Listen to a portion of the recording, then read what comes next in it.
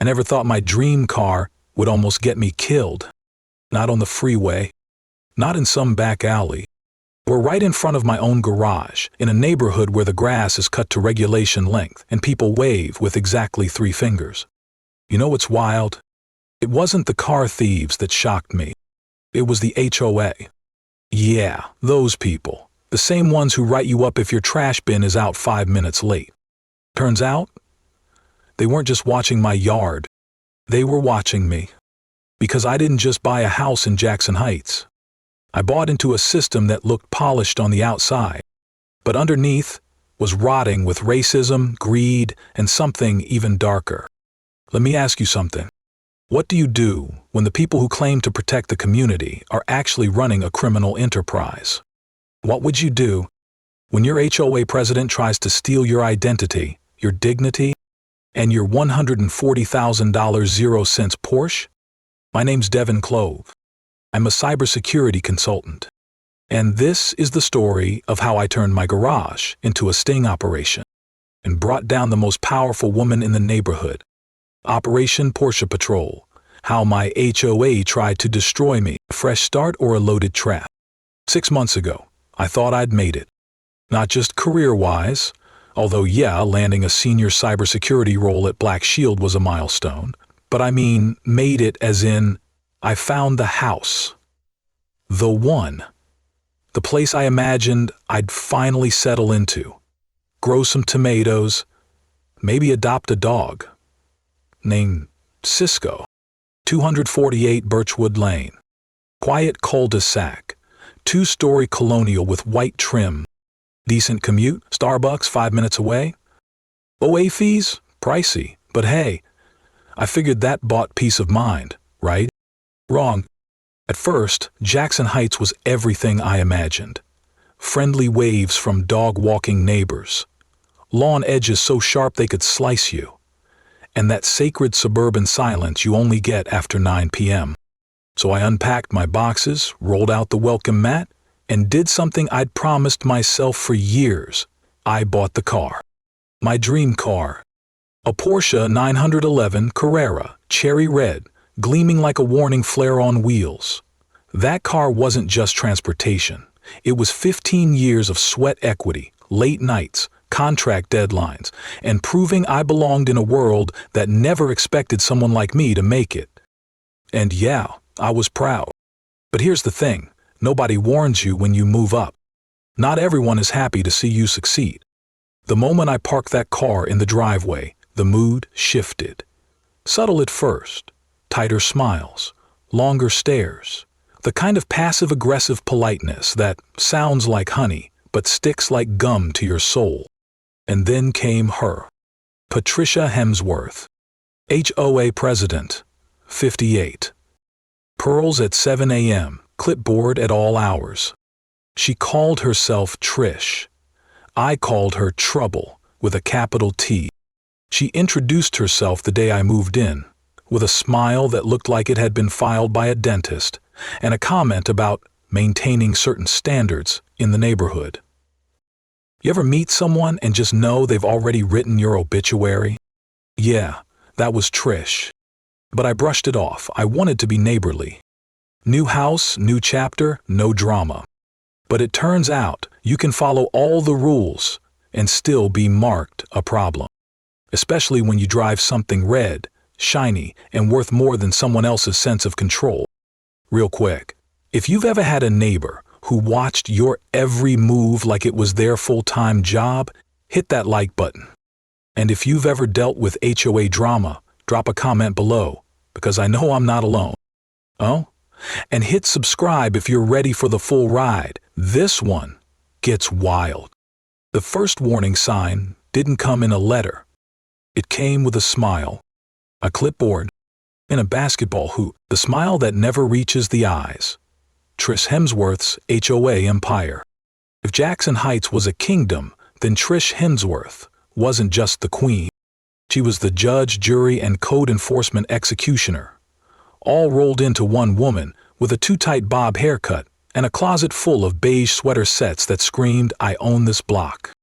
You know that kind of person who speaks in bylaws? That's Trish. The first time I saw her in action, I was sipping coffee on my porch and watched her yell at an 8-year-old for chalk drawings on a sidewalk. Visual vandalism, she called it. Chalk. From a child. In pastel pink.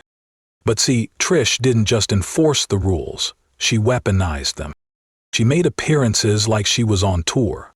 Clipboard in hand. Lipstick always a muted red. And that same unnerving smile, like she practiced it in a mirror until it stopped being human. She'd lurk near your bushes, measuring shrub height. She'd time how long your trash cans were on the curb. She once fined a guy because his wreath had too much glitter. Too much glitter. I didn't even know that was a crime. But when Trish saw me, a young black man in a luxury car pulling into her pristine vanilla suburb, her smile got a little tighter, a little colder, and the questions started. Devin, how long do you plan on keeping that basketball hoop up? Devin, do you know your grass is a 1/4 inch over regulation? Devin, what exactly do you do for a living? That one hit different. And I answered her, politely, calmly, professionally, because that's what I've had to do all my life. Smile through it, keep it cool, be unthreatening.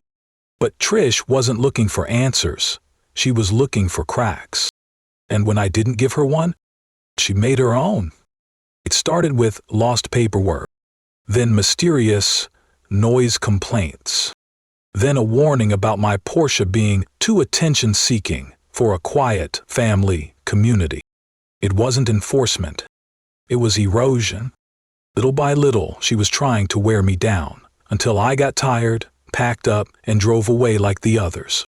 But Trish didn't know who she was dealing with. Because the thing about a cybersecurity consultant is, we see patterns. We document everything. And we don't go down quietly. Coming up next, find out what happens when a passive-aggressive HOA president crosses the wrong Porsche and learns the hard way that not every resident is willing to be her next statistic. Microaggressions in broad daylight. There's a particular kind of racism that doesn't scream, it whispers. It's polite. It's well-dressed. And it shows up with a clipboard. That's the brand Trish specialized in. See, she never called me a slur. She never yelled. She smiled. Every single time. But it was the kind of smile that made your skin itch. Like when she asked, "So, what neighborhood did you live in before here?" With just enough inflection on before to let me know it wasn't small talk, it was surveillance. Or the time she leaned into my car and said, "Nice car, you renting it?" I smiled and said, "Nope, bought it, after a decade of 14-hour days in front of a firewall." That seemed to short-circuit something behind her eyes. Then there was the garbage can incident. I put my bins out at 6:00 a.m. Collection was at 7:30. At 6:15, I got a notice from the HOA email. Abelman's visible from street before approved time. Trish must have sprinted to her laptop like she was training for the Olympics. She also questioned the number of Amazon boxes I received. Because apparently having a tech job means you're suspiciously productive. "I just don't know what someone could possibly need that many deliveries for," she'd say, sipping her lukewarm chamomile. But it was the basketball hoop that really set her off. Installed it on a Sunday. Played maybe 10 minutes. By Monday morning, I got a letter citing unauthorized recreational structures. She even highlighted the section with a pink marker. A pink marker. I followed every step of the appeal. Submitted paperwork. Twice. Both times lost. On the third attempt, I CC'd the entire HOA board. Magically, approval came through. Trish didn't look pleased. I think her eye twitched. I'm not sure, but it might have been Morse code for vengeance. What she didn't know was, I wasn't just surviving.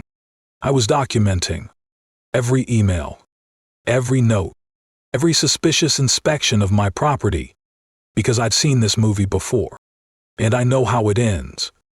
But this time, I was going to rewrite the script. Stick around, because next she goes too far. And when a red Porsche becomes the target of something bigger than petty fines, well, let's just say the neighborhood's about to get real familiar with the words probable cause. The Porsche incident, when jealousy wears a badge. They say when you finally get what you've worked for, you learn who your real friends are. And in my case, you also find out who's secretly stalking your driveway with a clipboard and unresolved trauma. It happened the day I brought home my Porsche 911 Karen. Red, glossy, loud in the best way. It wasn't just a car. It was the finish line I'd been chasing since I walked out of MIT with student loans and a second-hand laptop.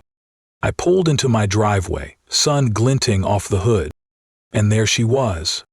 Trish Hemsworth, watering her hydrangeas across the street. Except her watering can was now pointed directly into the air, and her mouth was hanging open like a frozen GIF. I nodded at her. She blinked, then turned and walked inside, like she'd just seen a ghost driving a luxury vehicle. I didn't think much of it until the notices started.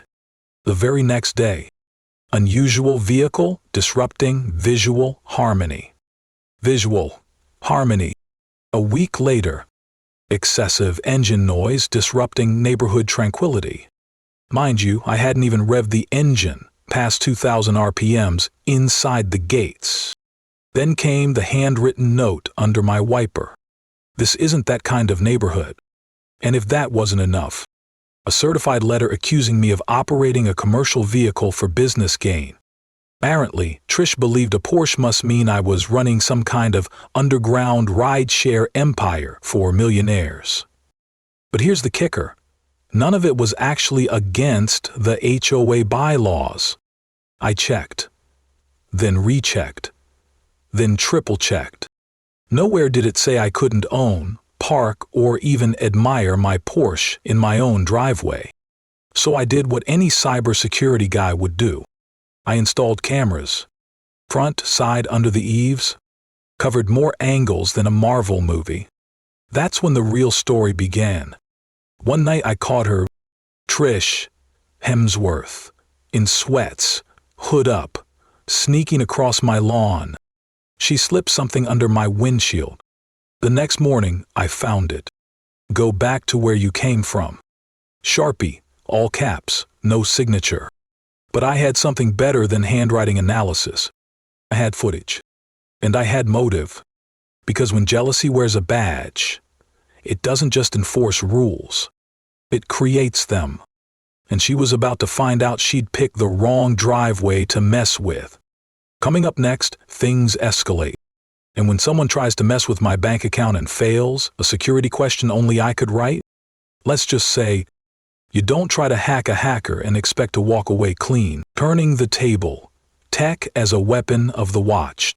Let me tell you something about being a cybersecurity consultant.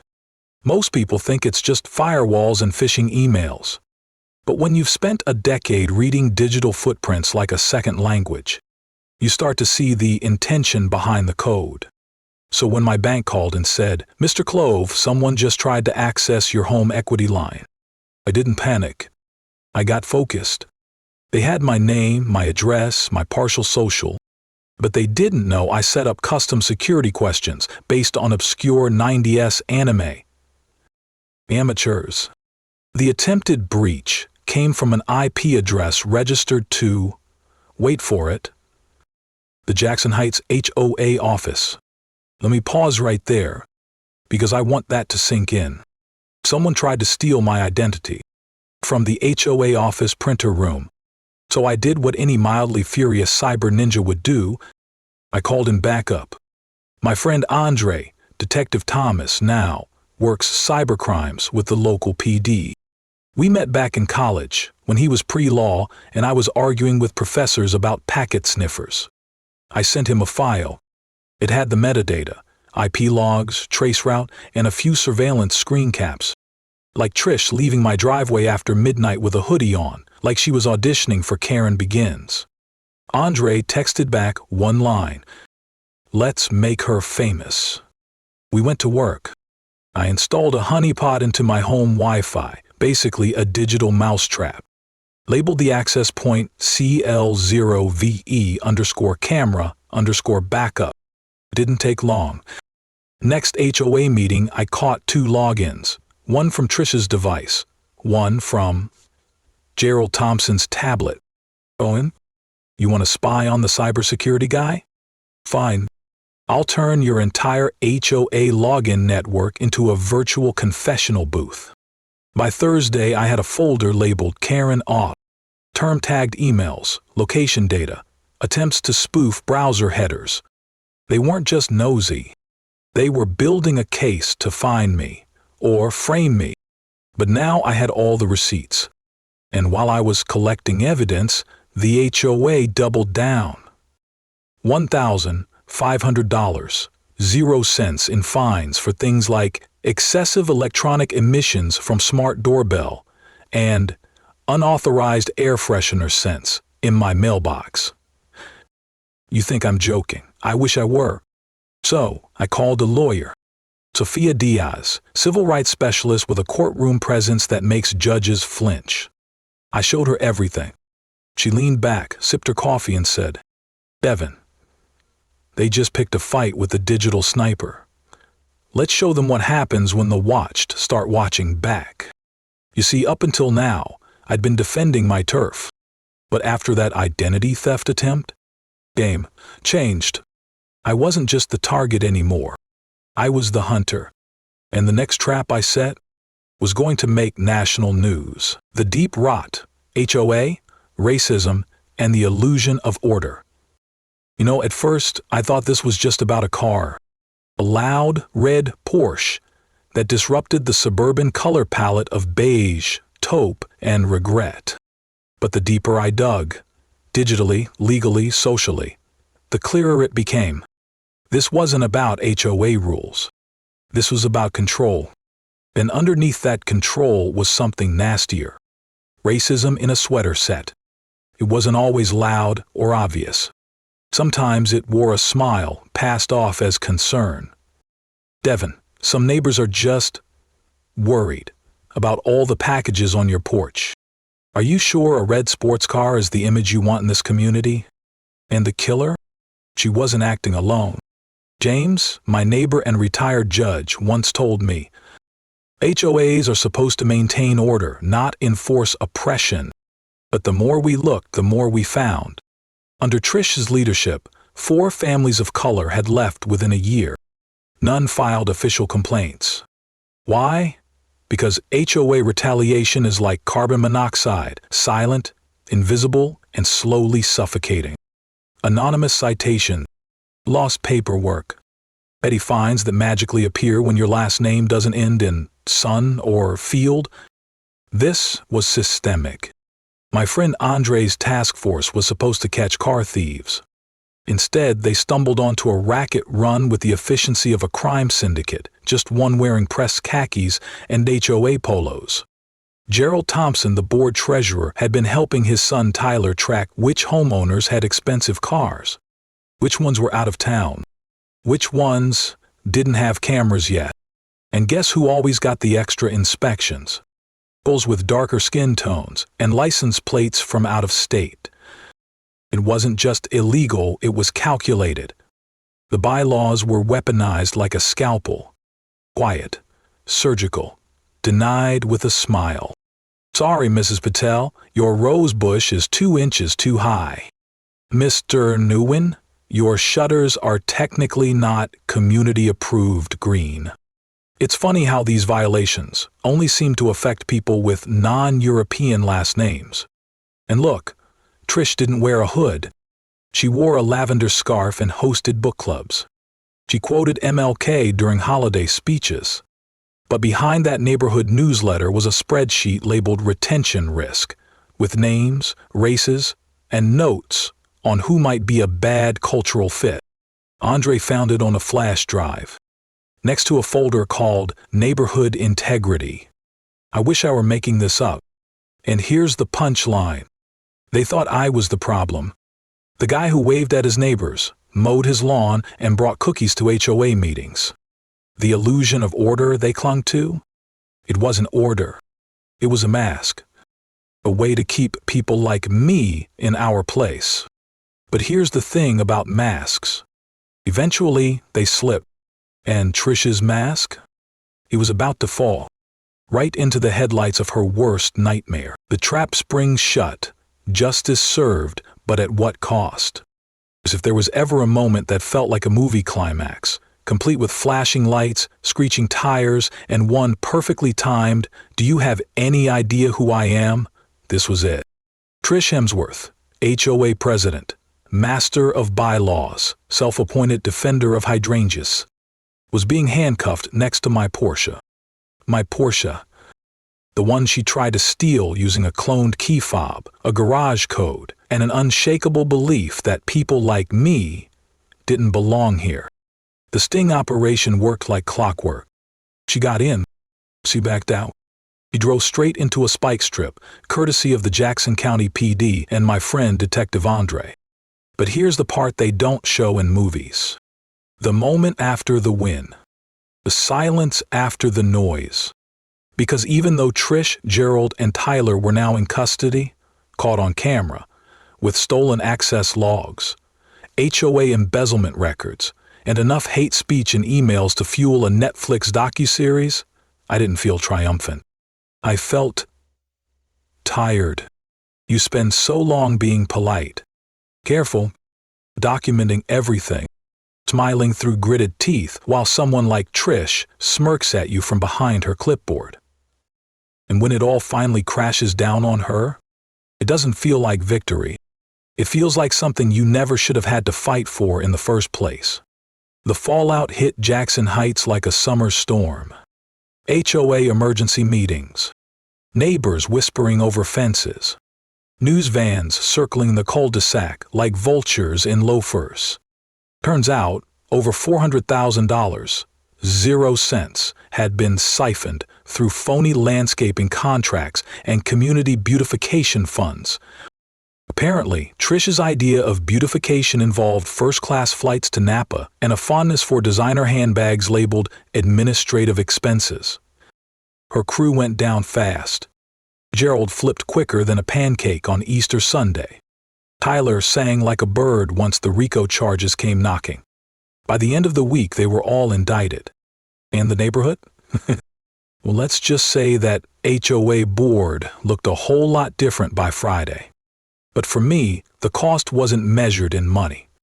It was measured in sleep lost, trust broken, and that gnawing question that never really goes away. Would this have happened if I'd looked like everyone else on this street? Aisha Johnson said it best. Trish weaponized whiteness behind policy, and she nearly got away with it. Because the scariest part? She believed she was right, that she was protecting the neighborhood. And to her, I was the threat. A black man in a red Porsche.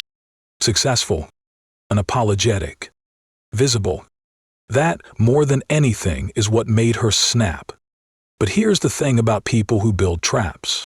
Eventually they forget to look down. And when they fall in, it's not just their world that cracks open. It's everyone's belonging. Rebuilt.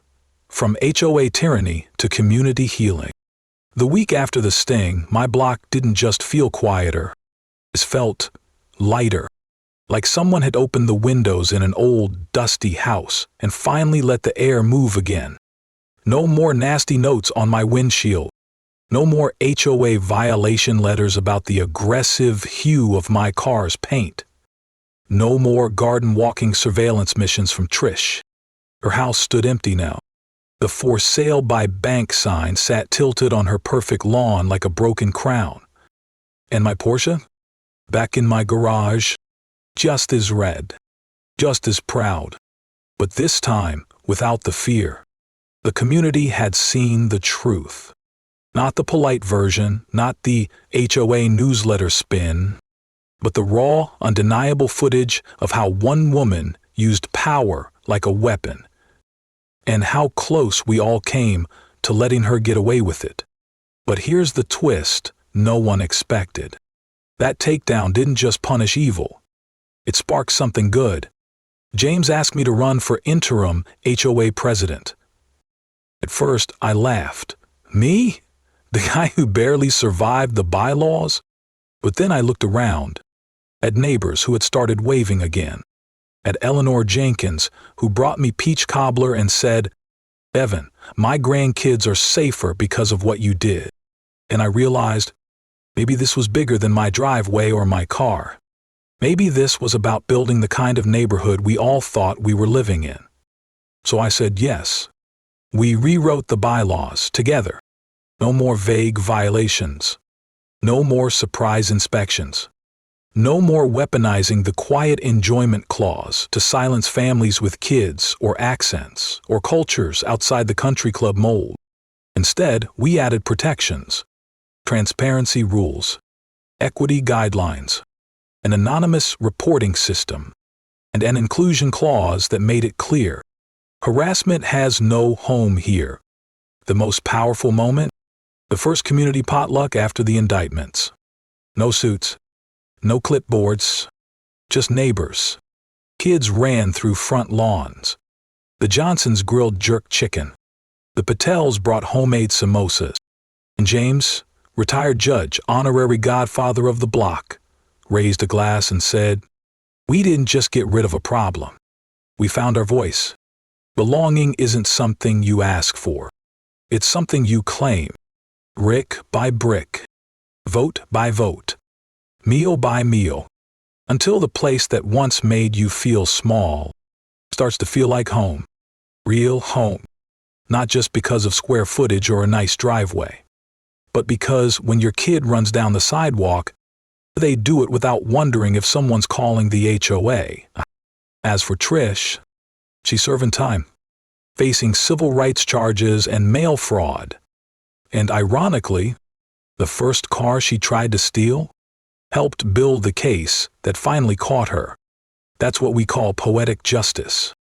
Or, in my house, just justice. So yeah, if you're watching this and you've ever been made to feel like you didn't belong, not because of anything you did, but because of what someone assumed, just know this: you're not alone. And sometimes the biggest change doesn't start with a protest or a podium. Sometimes it starts with a camera, a red Porsche, and the unshakable belief that respect isn't earned with fear. It's built with truth. If this story made you feel something, hit that like button. Drop a comment. Had you ever faced HOA harassment or housing discrimination? And don't forget to subscribe. This channel tells stories that shake the system and remind us what real community looks like. Because justice? It's not just a court verdict. Sometimes it's a block party where everyone's invited.